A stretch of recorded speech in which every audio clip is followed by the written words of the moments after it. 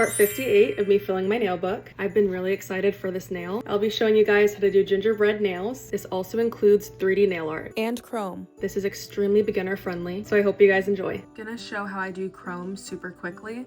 Apply your base layer. I'm going for a pink because I think the brown gingerbread cookie is gonna look super cute on top of this. Cure the base for 1 minute. I'm gonna put this chameleon-like Aurora chrome on top. A nice little chrome hack is that you actually don't need to top coat the nail in order to do chrome. For designs, yes, but for a solid nail, you don't need to. I just take a lint-free wipe with rubbing alcohol on it, and I rub off the sticky inhibition layer, which is kind of like the uncured layer of gel on top. Make sure to wipe that off thoroughly because if not, the chrome would look glittery instead of reflective. I'm gonna apply it with a little sponge, but I usually use my finger. So again, wipe the nail with rubbing alcohol and let it be a teensy bit damp. You gotta be quick with this step. Then take the sponge and rub it on. It should have that nice, like, clean sound because you took off all the sticky layer. And then dust it away, and that's how you do chrome.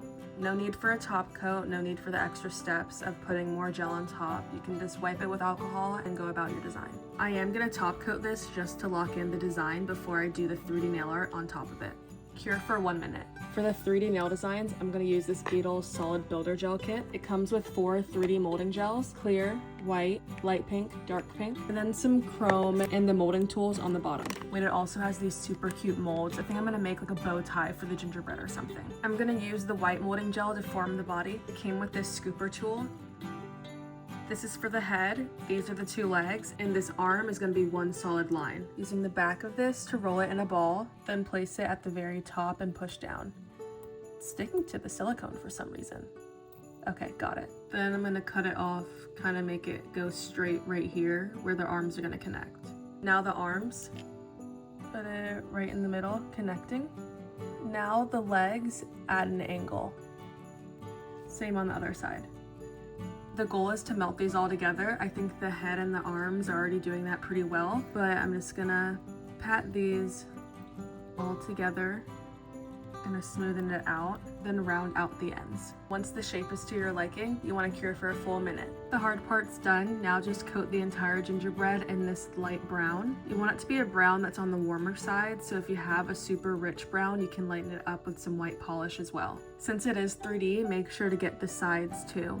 I don't go all the way down because I've noticed that when I do, the polish will like get on the base and I don't want that.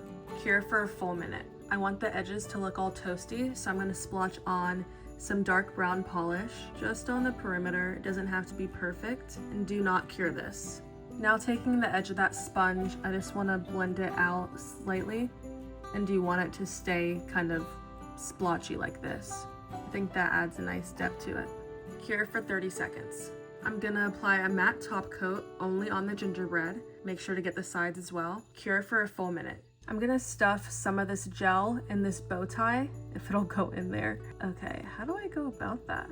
Oh, you scrape it. Okay, that makes sense. So I have it packed in the mold, and the cool thing is you can turn it around and see exactly what it looks like. I'm gonna pull my lamp forward for this hack so you guys can see it. I wanna cure this charm directly on my nail, so I'm going to place it where I want it, and it's gonna stick, and I'm gonna bend it so that the mold is directly on top of it. And now I'm gonna flash cure this under the lamp if I can. It should look like this. Now cure it for another 30 seconds. All right, we're in the home stretch. It's time to decorate the cookie. I want the bow to be red, so make sure to get all of the corners as well. I added some 3D gel to this. I think it helps it look better. 2 dots for the buttons. Then do some zigzags on each leg and arm. I feel like adding the 3D gel really makes it look like frosting. Since the chrome base was top coated and the actual gingerbread was matte top coated, the last step is to top coat the frosting. You can just go over it briefly.